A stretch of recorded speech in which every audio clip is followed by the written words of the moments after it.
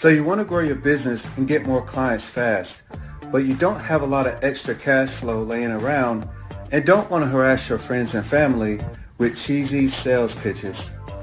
I'm Kevin Mangum and welcome to the Know, Evolve, Proceed podcast. Here we help coaches, freelancers, and business owners like you know your potential, evolve past procrastination and imposter syndrome, and proceed with confidence towards success. Each week, you'll hear from top entrepreneurs who faced it all and are now thriving. Welcome to our show. Hey everyone, Kevin Mangum here. Welcome to the Know, Evolve, Proceed podcast. I'm here with my special guest, Donna Cave. Donna, how are you? I'm awesome. Oh, so good to see you. Thank you for joining us at my audience. I really appreciate you being here. So everything's going well today? It's a great day. Okay, wonderful, wonderful. So I really wanted to see if I could introduce you to my audience and let them know what you do, because you have a lot of insights and a lot of things that I think people may or may not know in the public about what you do. So if you're ready to get started, I'm going to go ahead and just get going. Sure. Okay. All right. So Donna, I'm just curious, how did you first get started into real estate? What inspired you to get started in real estate? Well, I didn't think I could do it. And my brother said, Donna, you can do it and you'll do really good in it. And I was scared to death. So I just started taking classes and I got my license in the mail and I called my mom just screaming. I couldn't believe it. I was like in my late 20s and I couldn't No. believe it. And she thought my son had been killed or something because I was so excited and I was Wow. screaming. Yeah. And so they were happy and proud. So that's my beginning and I just loved it. I remember the first house I went to show, I thought, so this is work? Just showing in houses and talking to Okay. people? I just loved it. That's wonderful. That's so wonderful. All right. So when you started, so you took a course, like were there challenges with it? Did it seem to be something you enjoyed learning? Did it seem to come easy, or did it feel difficult to learn for you? Well, it was just a lot of information. I'd never been in the business world before. I'd always been a stay-at-home mom, and I'd Okay. never been in the business world, and I just didn't have the confidence, didn't think I could do it. So it was all a lot of new things for me, but I just studied and I thought it was very interesting, and I passed. So I was just really thrilled about that. That's wonderful. That's wonderful. Okay. So this was your first time trying to do a business venture for the most part. Right. Okay. So at what point, so did you end up joining a team, or did you do it by Uh-huh. yourself at first, or how did you do it? No, I was in a team. I was from Idaho and I had moved to my brother's place. I'd gotten a divorce and he says, come down to LA area. So he Oh, lived in the LA area in Burbank. And I moved down there and I wanted to find a place where I was comfortable. I didn't want to be in a high rise office. And I just kind of felt I wanted to find a place that was kind of like Idaho. So I found this nice little office out in Tehunga, which was on the outskirts kind of the LA area, and then people had okay. horses. And that's where I went. And it was just a great beginning for me. That's wonderful. And I bet the real Californians know where that place is. It sounds like Yes, you had to be from there to know that place. That's right. cool. And So that is was it like farm area? So you said like was like horses, It not farm area, was. but It was just not so much farm. It was just people. There were a lot of equestrian centers around and stables where people, like my brother lived actually. Then I started selling horse property in Burbank, and he lived right by the Los Angeles Equestrian Center. And you would find a house, a lot that was 50 feet wide and 100 feet deep, and that lot had a stable in the back, and it was zoned for one horse. Or you could have the lot next door, a larger one, 100 feet wide, and it was zoned for two horses, and there would be two stables there. And it was just, it made me feel good because it was there were horses, and so then it was right by Griffith Park with hundreds of miles of trails. So I worked mainly in the horse area there, and I got a lot of my business. And then I had a partner, and our office for our business was in one of the barns at the Los Angeles Equestrian Center. So I got to see and know a lot of the celebrities that were there, and it was just a fun beginning. It was more like Idaho, and I was comfortable. Oh, that's wonderful. That's wonderful. Okay. So it seemed kind of familiar, like Idaho. Like what aspects of it to you felt more familiar there? Well, it just wasn't houses, in small little areas. And I was right next to the equestrian center where people could go ride their horses. I remember going out into the field at the equestrian center and just smelling. And I thought, that smell is so familiar. And it was the smell of weeds from Idaho. Okay, that's wonderful. That's so interesting. That's so interesting that we could choose something new, a new path in our lives, and still, it sounds like you prayed for something familiar, and you wished for it, and you were able to find something familiar in a totally new place. Um, so let me ask you this: um, did you have any mentors, like any ladies or gentlemen that helped you when you were getting started in the team, or anyone you kind of like, okay, I can learn from her or him or like that? Yes, I did. My brother had a friend that was in real estate, and he had been very busy in real estate, and he got asked to be in charge of the barns at the equestrian center, and he was really needing help. So my brother introduced me to him, and he said, "Would you please be my partner and come help me, and I'll help you." So that was a great partnership that we had, and it just taught me a lot, and got to see and learn a new way of life with horses in the big city. There's some of the trails in our horse place went under the freeways and over the freeways. So I was right in the middle Wow, of the LA area, but I was in my element. that's so amazing. Me being from North Carolina, I've never heard of that. That's so amazing that they would make that available for people to be able to ride horses, and I guess in some instances, even though it's big city, that didn't stop people from enjoying it. No, it was they would have their hay delivered in front of their house and their straw every day and their Wow, feed. It was just, I thought, how amazing. But yes, it was a new experience, a new way of life. that's wonderful. Okay, so like, um, so did you ever, just curious, did you ever get to the point where, um, did you have to mentor anyone, or was anybody on your team that was junior to you? And were there ups and downs with that, or how was that? Yes, there were a lot of people that got into the business, and I just enjoyed helping the new people learn and teach them some of the things I had learned. And, it's always fearful starting something new, especially when you're young. And it was just fun to help teach them and mentor them. And like I was mentored and taught it, I just appreciated it. That's wonderful. Yeah. So let me ask you this. So they say, there sometimes they say there are three steps to get good at something. You do the thing, you teach it to someone, and then you get feedback. So when you were going out in public, did you feel shy, or with selling properties? And did you instantly get feedback? Okay, okay, okay. I need to um, do better at this particular things, or what was it like going out in the public? I mean, that must have been kind of different for you. It was, I mean, I was never shy. I've never been shy. Oh, that's And good so, then. That's good. That's so, good. but there, I didn't know, I was new. I didn't know a lot of the Right, things. And so right. I would ask people stuff that and then I would learn from that. And if I made a mistake, I'd think, okay, I made a mistake. I won't do that one again. I'll learn. So I think that's probably how we all do, though, isn't it? Yes, I agree. I agree.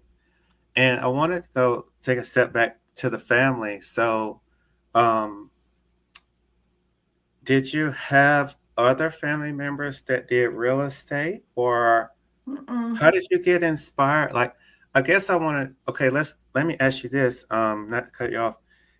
If you didn't have family in real estate, did you have perhaps like, mother, grandmother, uncle, someone that may have been adventurous that may have inspired you? I'm just curious about your family, the inspiration they had on you, or anything like that, or Well, I think my brother's always been the wind beneath my wings. He's always yes, telling me I can do things. And I went and yeah, told my mom, I said, Mom, I think I'm gonna get into real estate. I'm gonna start taking classes. And she was very apprehensive. And she said, Oh, I don't know if you should do that. You know, you do things and you can really get sued. And I don't think you should really do that. So right, Bob would say, Oh, don't even listen to that. He said, You can do it. You love okay, everybody. And this is just something that you will really like. So I just leaned on his advice and kept asking him things. And he buys and sells houses all the time and flips them. So he's oh, very familiar with real estate. And he would teach me a lot of things too about, I'd be talking about interest rates or how to figure out a house. A payment plan for somebody, and he's very good at that. So we would talk, and it's always been real fun to have him help me. So he was my biggest mentor. okay, okay. I see the connection with your brother. So, okay, and then sometimes, a lot of times, with our parents and elders, they say, hey, just follow the path. Don't dream too big. Yeah. Um, so I have a question. Do you ever uh do you ever feel like there are misconceptions when people want to get their first home, or maybe this is a two-part question, or they really want to have a dream home, a big home? Are there some misconceptions that make people fearful from trying to do it that you hear about? People want to buy something. Well, I think sometimes too, people just they don't know. Like I didn't know, so I didn't see how I could ever buy a home. So of course, when they don't understand, it's fun to teach them and help them. Say, yes, you can do this. You know, this is the way you should do it, and or could do it, and just teach them different ways that they can buy a house from either from starting with a smaller, less expensive, or if they have the income and they can do something, buy their dream house out first rather than, build your way to it, then that's very exciting. But people don't realize that sometimes if they've Mm. not been in real estate and bought and sold houses. So it's fun to teach them and guide them. I rather than selling, I like to say I guide and teach people. I think that's a really fresh perspective, especially for those of us who aren't in the industry. And probably there are people that do it all the time, but you're one of the first people that I heard use the terms teaching, guiding. It seems so sincere and compassionate versus like, because when people are looking for a home, it's kind of business, it's strictly business Mhm. somewhat. But on the other hand, it sounds like you get some enjoyment out of educating people, because, like you said, people don't know what they don't know, and Mhm. going to it, they can be fearful. It can Um, be very fearful, and I like to make my time with my clients a fun time and relaxing time. And that's just one of my things. I say, let's go have some fun. I want to be professional and make sure that they know that I'm professional and will protect them, but I also want them to relax and have a good time. that's wonderful. That's wonderful.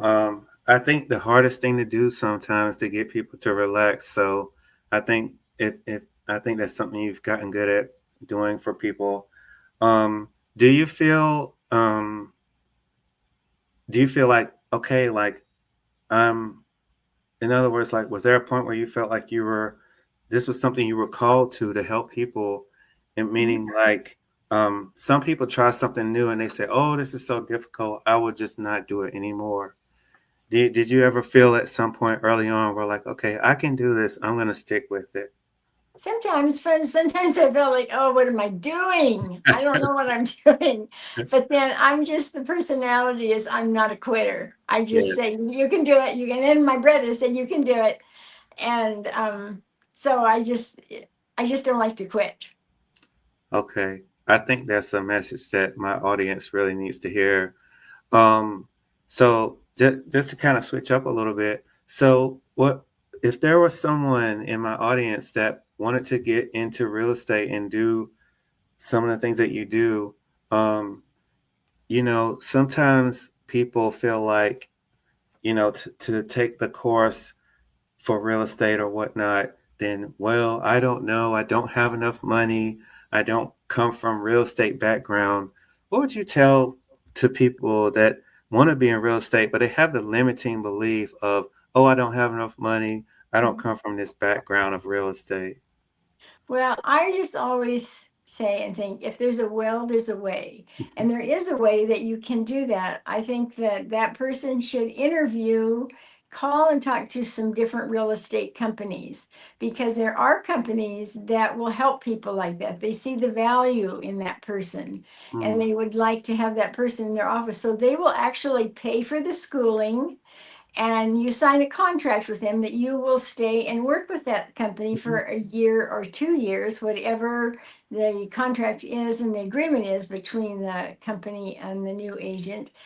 And they will totally take care of everything of all of the costs and either they have classes or they'll put you through a real estate school this designed for that. So don't ever think you can't do it. There always is a way. And that's a really good way. That's I when I signed up with a new company, I had a gal that the very first company before I had a partner in the equestrian center, she stayed with me for 3 months and I had to give her half of my commission for the first three sales I made.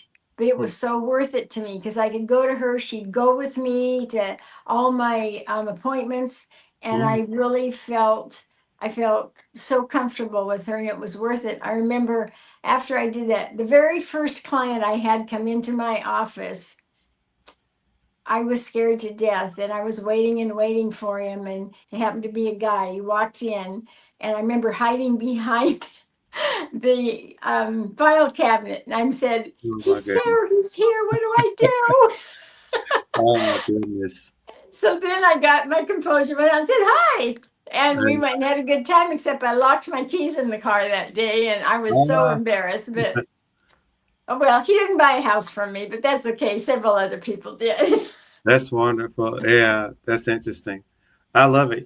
You kind of you answered a couple things for me. You answered um basically I was going to ask about like, could people do internship type thing? Mhm, Maybe not internship, but like, apprentice. And mhm, also like you also mentioned that the lady went with you on your first couple of properties. mhm. So I think that's something that people don't know that are Yeah. interested in it. That's wonderful. So, all right. So I have a question. So, with that frame of like people could, sort of find ways to get on a team. If you had to make a 3-step, and it's probably more than 3 steps, but if you had to make a 3-step game plan for, lady or guy that wants to get started from scratch and getting into real estate, it could be more than 3 steps, but what would you say they could do today, maybe to try to get started? I think I probably would start making phone calls to different real estate companies and Right. maybe some of the bigger companies. And there are companies that will only take seasoned agents. Okay. So maybe some of the smaller companies that I went with Realty World. I don't know if they even have that company anymore, but it was a national company, but they were small offices and they offered me that. We will help you and let you work with somebody for 3 months and they will Wow. stick right with you. So I just think it's finding the right company. And I don't know if you Google or just talk to different people. And I'm sure other brokers that don't do it will guide these people to the right office. Thank you. Thank you. not to cut you off. So, and I have a question. So you eventually you ended up working you in Idaho again, right? Hmm. What I did was then I came back and got my Idaho real estate license Okay. because my family lived there. And then I went back to my company that I was working with, and I love ranches. I always wanted to live on a ranch, and I did. I married a rancher, and Okay. um, so I wanted to sell ranches. So I went back to uh, to my California office and told them of all these ranches in Idaho. And I had my Idaho license. So I would take pictures of ranches, and I'd have friends that hired me to list their ranches, and I would show pictures, and everybody would be excited about ranch property. And so then what I did, when I would fly back, I sold a ranch to a friend of mine who was a doctor in the LA area. I sold him a 1,500 acre ranch in McCall, Wow. Idaho. And so I would go stay there. I eventually moved there, but I would take pictures. And then on my trips back and forth from LA to Burbank, I would make sure I sat in the middle seat of a 3 seat on the airplane. And I had a color book of all these pictures. I'd open up my book as I was flying and looking at all these pictures. And people say, "Oh, that's really pretty. Where is it?" And I say, "Oh, come to Idaho and stay with me at the Yeah. ranch." Yeah, and so they would come stay with me at the Yeah. ranch, and I'd take them fishing and fix some ranch Oh, cooked meals, and they'd buy property from me. that's so So wow, so yeah, cool. that was fun. That's wonderful. That's wonderful. Okay. So, all right. So with that being said, I want to ask you a little bit. So, uh, you, so what's the, so did you end up venturing out on your own at Mhm, this time and you're mhm. partnering? So can you tell me like the name of your company and, where you're at now and Sure. things of that nature? Yeah. Sure. I live in Riggins, Idaho. It's a town in central Idaho on the main Salmon River. And Hmm. our little town is only 400 people, Oh, but there's a lot of towns up and down the river. So there's quite a community here there's Pollock, Idaho, there's Riggins, there's Whitebird, there's Lucille. So there's much more than just 400. But I have my own little office here on Main Street, and we are Idaho Wild Rivers Realty. And okay. a friend of mine that I had known in McCall while I was selling property, they opened up a coffee shop across the street from Oh, me, and okay. they ended up selling it. And he said, "I don't know what to do." I said, "Come and sell with me." So he got his license. And so his name is Dorian Clay, and his wife Marie Clay is our document coordinator. She does all of our paperwork so we can go work, and she does our paperwork. And that's awesome because I hate paperwork. Yes. So I'm here right on Main Street in Riggins, Idaho. We'd love for you to stop in. I'll buy you a cup of coffee at the coffee shop across the street, and let's go look at some property. Thank you so much, Donna. And where can people find you online? Your website or anything like that? It's Idaho Wild Rivers Realty Group.com. Okay. All right. Thank you. And I'll make sure that I leave that your link in the description and your contact information as well. Okay. So thank you so much, Donna. It has been an honor and a pleasure. I've been really wanting to make this happen. I do appreciate you. Well, And thank you. I just wanted to say one more thing, Kevin, that I have an awesome website, and Kevin is my webmaster. So if you need a good website, call Kevin. thank you so much, Donna. You're the best. Absolutely. Well, I All right. appreciate you and thank you. You have a blessed day and take care. Thank you. Thanks, Kevin. You have a good day also. You too. Bye bye. Bye now. Thanks for tuning in. If you found value in today's episode and want to dive deeper, head over to www.noevolveproceed.com/free.